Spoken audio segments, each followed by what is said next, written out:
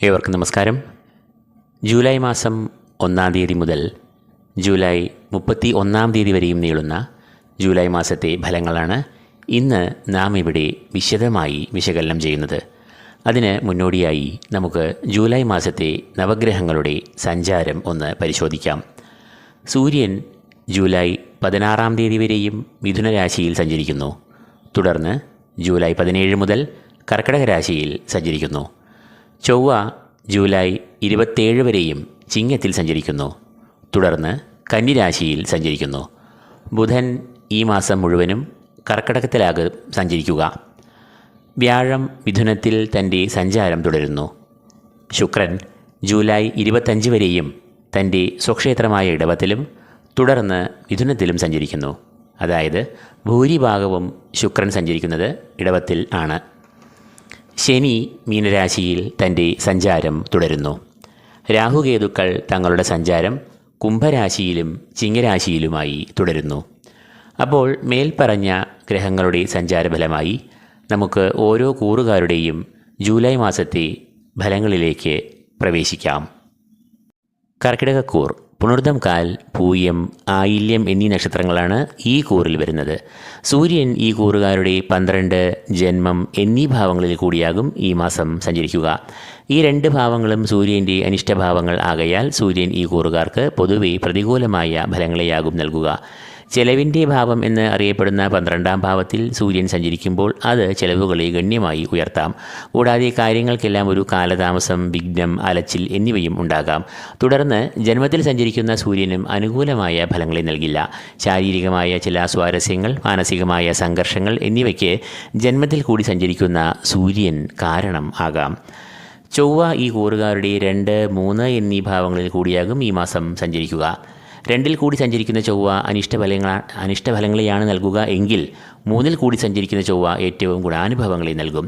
ധനഭാവമെന്നും വാക്സ്ഥാനമെന്നും അറിയപ്പെടുന്ന 2-ാം ഭാവത്തിൽ കൂടി ചൊവ്വ സഞ്ചരിക്കുന്നത് പ്രതികൂലമായ ഫലങ്ങളെ നൽകാം. പ്രധാനമായും സാമ്പത്തികമായ ഞെരുക്കങ്ങൾ, പ്രതിസന്ധികൾ, വഞ്ചന, കളവ് എന്നിവയിൽ കൂടി ധനനഷ്ടം, അലച്ചിലുകൾ, കാലതാമസം, കാര്യവിഘ്നം എന്നിവയ്ക്കെല്ലാം സാധ്യത കാണുന്നു.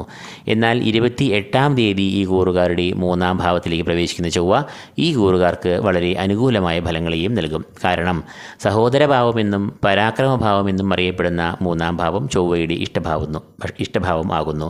അതുകൊണ്ട് തന്നെ 3-ാം ഭാവത്തിൽ കൂടി ചൊവ്വ സഞ്ചരിക്കുമ്പോൾ അത് ഈ കൂറുകാർക്ക് ഊർജം, ആത്മവിശ്വാസം, സകല പ്രതിസന്ധികളെയും നേരിടുവാനുള്ള പോരാട്ടവീര്യം, ശത്രുനാശം, രോഗമുക്തി, കടങ്ങൾ, സാമ്പത്തിക ബാധ്യതകളിൽ നിന്നും മോചനം എന്നിവയെ എല്ലാം നൽകും. കൂടാതെ ഈ സമയത്ത് ബന്ധുമിത്രാദികളുമായി നല്ല ആത്മബന്ധം, സമൂഹത്തിലും ഔദ്യോഗിക രംഗത്തും കീർത്തി, അംഗീകാരം എന്നിവയും ഇവർക്ക് ചൊവ്വ നൽകും. ബുധൻ ഈ കൂറുകാരുടെ ജന്മത്തിൽ കൂടി അഥവാ 1-ാം ഭാവത്തിൽ കൂടിയാകും ഈ മാസം സഞ്ചരിക്കുക. 1-ാം ഭാവത്തിൽ കൂടി ബുധൻ സഞ്ചരിക്കുന്നത് അനുകൂലമായ ഫലങ്ങളെ നൽകില്ല. 1-ാം ഭാവം എന്നത് ബുധൻ്റെ അനിഷ്ടഭാവമാകയാൽ ബുധൻ ഈ കൂറുകാർക്ക് ശാരീരികമായ ക്ലേശങ്ങൾ, മാനസികമായ സംഘർഷങ്ങൾ എന്നിവയെ ഉണ്ടാക്കാം. കൂടാതെ ബുധൻ ആശയവിനിമയം, വിദ്യ, പഠനം, ഓർമ്മശക്തി എന്നിവയെ എല്ലാം കുറിക്കുന്നു എന്നതിനാൽ ചില ആശയക്കുഴപ്പങ്ങൾ, തീരുമാനം എടുക്കുന്നതിൽ കാലതാമസം, അലസത, ഏകാഗ്രത ഇല്ലായ്മ എന്നിവയും അനുഭവത്തിൽ വരാം. വ്യാഴം ഈ കൂറുകാരുടെ 12-ാം ഭാവത്തിലാണ് സഞ്ചരിക്കുന്നത്. 12-ാം ഭാവം എന്നത് ധനച്ചെലവുകളുടെയും അലച്ചിലുകളുടെയും ഭാവം എന്നെല്ലാം അറിയപ്പെടുന്നു. അതുകൊണ്ട് തന്നെ വ്യാഴം അനിഷ്ടസ്ഥിതി പ്രാപിക്കുന്നതിനാൽ ഇവർക്ക് ധനം അമിതമായി ചെലവഴിക്കാനുള്ള ഒരു പ്രവണത ഉണ്ടാകും. കൂടാതെ സാമ്പത്തികമായ പ്രതിസന്ധികൾ, ധനനഷ്ടം എന്നിവയും ഈ സമയത്ത് ഇവർക്ക് വന്നു ഭവിക്കാം. അപ്രതീക്ഷിതമായ ചില തടസ്സങ്ങൾ, കാലതാമസം എന്നിവയും ഇവർ നേരിടാം. വ്യാഴം 12-ാം ഭാവത്തിൽ കൂടി സഞ്ചരിക്കുമ്പോൾ പൊതുവെ ഈശ്വര കടാക്ഷത്തിന് ഒരു മറവ് സംഭവിക്കാം. ശുക്രൻ ഈ കൂറുകാർക്ക് ഈ മാസം മുഴുവനായും ഇഷ്ടഭാവങ്ങളിൽ സഞ്ചരിക്കുന്നു എന്നതിനാൽ വളരെയധികം ഗുണാനുഭവങ്ങളെ നൽകും. ശുക്രൻ ഈ കൂറുകാരുടെ 11, 12 എന്നീ ഭാവങ്ങളിൽ കൂടിയാകും സഞ്ചരിക്കുക. അതിൽ തന്നെ അധികവും, അതായത് ജൂലൈ 25-ാം തീയതി വരെയും സ്വക്ഷേത്രമായ ഇടവക്കൂറിലാകും ശുക്രൻ സഞ്ചരിക്കുക. അതായത് 11-ാം ഭാവം.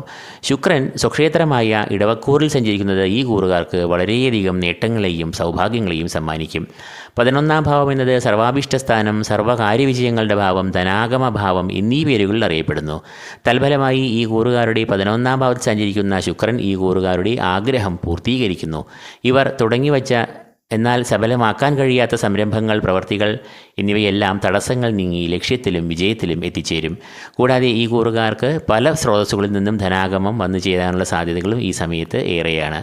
ചിട്ടി, ഓഹരി, ലോട്ടറി, ഭൂമിക്രയ വിക്രയങ്ങൾ എന്നിവയിൽ കൂടി ഇവർക്ക് ധനലാഭം ഉണ്ടാകാനുള്ള സാധ്യത ഏറും. ഒരിക്കലും തനിക്ക് ലഭിക്കുവാൻ സാധ്യതകൾ ഇല്ലാത്ത അവസരങ്ങൾ പോലും ഇവർക്ക് മുന്നിൽ തുറന്ന് കിട്ടും. കൂടാതെ ഇവർ ഈ സമയത്ത് ഏർപ്പെടുന്ന പ്രവൃത്തികൾ ലക്ഷ്യത്തിലും വിജയത്തിലും എത്തിച്ചേരും. കർമ്മരംഗത്തെ ആലസ്യം, അസംതൃപ്തി എന്നിവയൊഴിഞ്ഞ് അവിടെ ഉണർവ്, ഓജസ്, സഹപ്രവർത്തകരുടെ സഹകരണം, മേലധികാരികളുടെ പ്രീതി എന്നിവ ലഭിക്കും. ബിസിനസ്സിലും ഈ സമയത്ത് പുരോഗതി, വളർച്ച, ലാഭം എന്നിവ ഉണ്ടാകുന്നതാണ്. കുടുംബജീവിതത്തിലും ഇവർക്ക് ഐക്യം, സുഖം, സന്തോഷം എന്നിവ ശുക്രൻ പ്രദാനം ചെയ്യും. ശനി ഈ കൂറുകാരുടെ ഭാഗ്യഭാവം എന്നറിയപ്പെടുന്ന 9-ൽ കൂടിയാകും സഞ്ചരിക്കുക. ഈശ്വരകടാക്ഷം, ഗുരുകടാക്ഷം, പിതൃപുണ്യം എന്നിവയെല്ലാം കുറിക്കുന്ന 9-ാം ഭാവത്തിൽ ശനി സഞ്ചരിക്കുമ്പോൾ അത് പിതാമഹ പ്രീതിയെ നൽകും. പിതൃപുണ്യം ഉണ്ടാകുമ്പോൾ കുടുംബത്തിൽ ക്ഷേമം, സൗഖ്യം, ഐശ്വര്യം എന്നിവയും ഉണ്ടാകും. കൂടാതെ ഈശ്വരകടാക്ഷവും ഗുരുപുണ്യവും ഉണ്ടാകുമ്പോൾ മനസ്സിൽ ധർമ്മചിന്തകളും സാത്വികമായ മനോഭാവവും ഉണ്ടാകും. ക്ഷേത്രദർശനം, തീർത്ഥാടനം എന്നിവയിലൂടെ ആത്മീയമായ ഉന്നതിയും പ്രാപിക്കും. വ്യക്തിജീവിതത്തിലും കുടുംബജീവിതത്തിലും കർമ്മരംഗത്തും സാമൂഹിക രംഗത്തുമെല്ലാം ഇവർക്ക് സൽപ്പേരും നേട്ടങ്ങളും അംഗീകാരവും ഉണ്ടാകും. ഭാഗ്യാഭിവൃദ്ധിയാൽ സാമ്പത്തികമായ ഉന്നതിയെ പ്രാപിക്കുകയും ചെയ്യും. രാഹു ഈ കൂറുകാരുടെ 8-ാം ഭാവത്തിലും കേതു ഈ കൂറുകാരുടെ 2-ാം ഭാവത്തിലുമാകും സഞ്ചരിക്കുക. 8-ാം ഭാവം അഥവാ അഷ്ടമഭാവം എന്നത് രാഹുവിൻ്റെ അനിഷ്ടഭാവമാകുന്നു. അതുകൊണ്ട് തന്നെ രാഹു ഈ കൂറുകാർക്ക് ഈ കാലയളവിൽ പൊതുവെ പ്രതികൂലമായ ഫലങ്ങളെയാണ് നൽകുക. 8-ാം ഭാവം എന്നത് ആയുർഭാവം എന്നാണ് അറിയപ്പെടുന്നത്. 8-ാം ഭാവത്തിൽ രാഹു സഞ്ചരിക്കുമ്പോൾ അനാരോഗ്യം, ആയുർഭീതി, രോഗാരിഷ്ടതകൾ എന്നിവയെല്ലാം അനുഭവത്തിൽ വരാം. കൂടാതെ തൊഴിൽ രംഗത്ത് ചില പ്രതിസന്ധികൾ, വിമർശനങ്ങൾ, അവഹേളനം എന്നിവയെ അഭിമുഖീകരിക്കേണ്ട അവസ്ഥകളും സംജാതമാകാം. 2-ാം ഭാവം എന്നത് കേതുവിൻ്റെ അനിഷ്ടഭാവമാകുന്നു. ധനഭാവം, വാക്സ്ഥാനം എന്നീ പേരുകളിൽ അറിയപ്പെടുന്ന ഈ ഭാവത്തിൽ കേതു സഞ്ചരിക്കുമ്പോൾ അത് പ്രതികൂലമായ ഫലങ്ങളെ നൽകാം. തൽഫലമായി സാമ്പത്തികമായ പ്രതിസന്ധികൾ, ധനക്ലേശം, ധനനഷ്ടം എന്നിവയെല്ലാം വന്നുകൂടാം. അതുകൊണ്ട് തന്നെ ധനപരമായ കാര്യങ്ങളിൽ നല്ല ശ്രദ്ധ ഇവർ പാലിക്കണം. കൂടാതെ കുടുംബത്തെയും 2-ാം ഭാവം കുറിക്കുന്നു എന്നതിനാൽ കുടുംബത്തിൽ ഒരു സ്വസ്ഥത ഈ സമയത്ത് കുറഞ്ഞ് കാണും. അപ്പോൾ കർക്കിടകക്കൂറുകാർക്ക് ജൂലൈ മാസം ശുക്രനും ശനിയും ഗുണാനുഭവങ്ങളെ നൽകുന്നു. 4-ാം ഭാവാധിപനായ ശുക്രൻ കുടുംബത്തിലും സൗഖ്യം, ക്ഷേമം എന്നിവയെ നൽകും. ധനപരമായ നേട്ടങ്ങളെയും ശുക്രൻ നൽകുന്നു. ചൊവ്വ സമ്മിശ്രമായ അനുഭവങ്ങളെയാണ് നൽകുക. എന്നാൽ സൂര്യൻ, ബുധൻ, വ്യാഴം, രാഹുകേതുക്കൾ എന്നിവർ പ്രതികൂലരായും ഭവിക്കുന്നു. ഇക്കാരണങ്ങളാൽ ഈ കൂറുകാർക്ക് ജൂലൈ മാസം ഗുണദോഷ സമ്മിശ്രമായ ഒരു മാസമായിരിക്കും. ശുക്രൻ ധനത്തെ നൽകുന്നു എങ്കിലും ധനഭാവത്തിൽ ചൊവ്വയും കേതുവും സംഗമിക്കുന്നു എന്നത് ധനച്ചെലവുകളെ ഉയർത്താമെന്നതിനാൽ ധനക്രയവിക്രയങ്ങളിൽ ഒരു കരുതലും ശ്രദ്ധയും വേണമെന്ന് ഈ കൂറുകാരെ പ്രത്യേകം ഓർമ്മിപ്പിക്കുന്നു.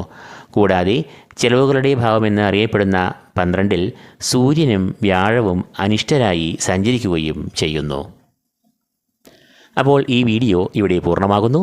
ഈ വീഡിയോ നിങ്ങൾക്ക് പ്രയോജനപ്രദമായെങ്കിൽ ലൈക്ക് ചെയ്യുക, ഷെയർ ചെയ്യുക.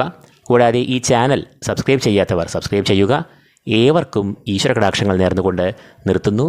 നന്ദി, നമസ്കാരം.